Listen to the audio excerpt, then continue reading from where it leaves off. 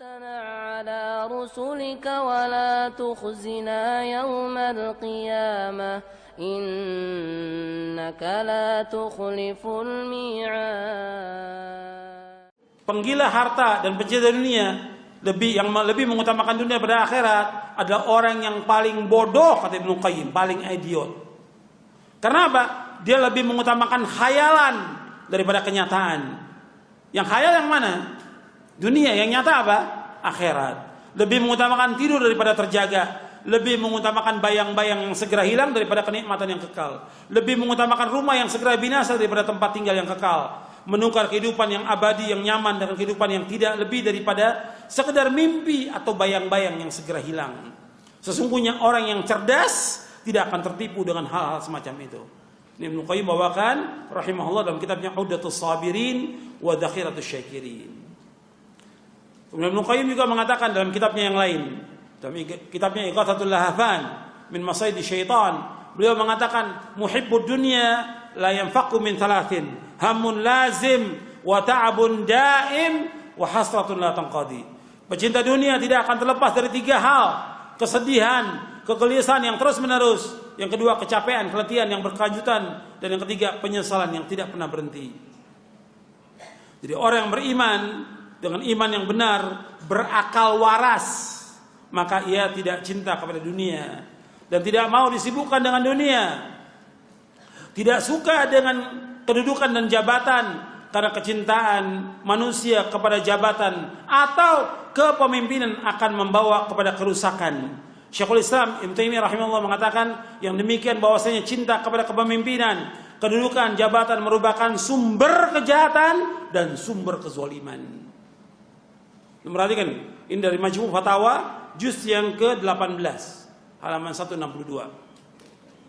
Antum perhatikan di sini.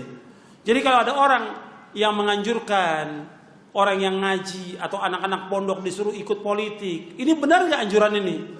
Salah. Tidak benar. Menganjurkan orang untuk masuk apa? Ke politik untuk mendapatkan apa? Jabatan. Benar atau tidak? Enggak benar, yang seperti ini salah. Yang dianjurkan mereka nuntut apa? Ilmu, melakukan amal soleh. Yang perintahkan siapa? Allah dan Rasulnya yang perintahkan. Bukan disuruh masuk politik. Apa orang dengan masuk politik dia sempurna? Tidak. Setelah dia masuk gimana? Yang tadinya udah masuk, dikasih oleh Allah dia iman, dikasih ilmu, dikasih Masya Allah segala macam, masuk politik, habis tuh semuanya, imannya juga rusak. Nyata nggak? Nyata. Yang tadinya berjenggot, dia cukur jenggotnya. Yang tadinya dia punya sikap Masya Allah tegas dia dalam yang halal haram, begitu dia masuk udah nggak tegas lagi. Yang tadinya dia barok pada orang kafir, nggak barok lagi pada orang kafir. Jadi teman dekat dia. Yang penting bagi dia nggak ada musuh yang abadi. Bagi orang politik nggak ada musuh yang abadi. Yang ada apa? Kepentingan yang abadi. Nggak ada musuh abadi. Dan nggak ada teman yang abadi. Dalam politik yang ada apa? Kepentingan yang abadi. Kalau ini penting, hatta tadinya teman yang baik bagi dia, disingkirkan sama dia. Kenapa? Nggak menguntungkan. Dicari sama dia yang menguntungkan dia. Ini rusak atau tidak ini? Rusak.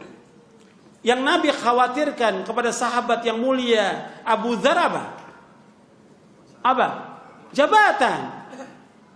Abu Dzar termasuk minas sabiqinal awwalin yang dijamin dengan sorga. Tapi ketika dia minta kedudukan, apa kata Nabi? Ya Abu Dzar innaka dha'if wa innaha amanah wa innaha yaumal qiyamati khizyun wa nadama illa man akhadha bihaqqi wa adda alladhi alayhi fiha. Kata Nabi kepada Abu Dzar, wahai Abu, engkau lemah. Ini amanah. Amanah ini. Jabatan kedudukan ini amanah. Kemudian nanti di hari kiamat akan menjadi penyesalan dan kehinaan di hari kiamat. Kecuali orang yang mengambilnya dengan haknya dan dia tunaikan dengan benar. Tapi yang segini, yang seperti ini, sedikit yang bisa tunaikan dengan benar. Yang lain juga terbawa. Makanya itu kata Syekhul Islam Ibnu Taimiyah bahwa cinta kepada kepemimpinan, kedudukan, jabatan merupakan sumber apa? Sumber kejahatan dan sumber kezaliman. Dan kenyataan seperti itu. Jadi anda perhatikan itu. Bahkan kalau nasihatnya para ulama, nasihatnya Syekh Albani apa? Minas siyasatil an tarku as-siyasa. Termasuk politik pada zaman sekarang ini meninggalkan politik. Itu nasihat Syekh Albani. Kita dengar nasihat Syekh Albani atau dengar orang politik yang memberikan nasihat? Syekh Albani, al-Imam, al-Allama, al-Muhaddith, Syekh Muhammad Nasr Albani rahimahullah. Beliau sebagai orang alim, ahli hadith pada abad yang ke-20 ini, Syekh Albani, yang kitabnya ratusan jilid sudah, Syekh Albani. Dia menasihati kita, termasuk politik sekarang ini meninggalkan apa? Politik.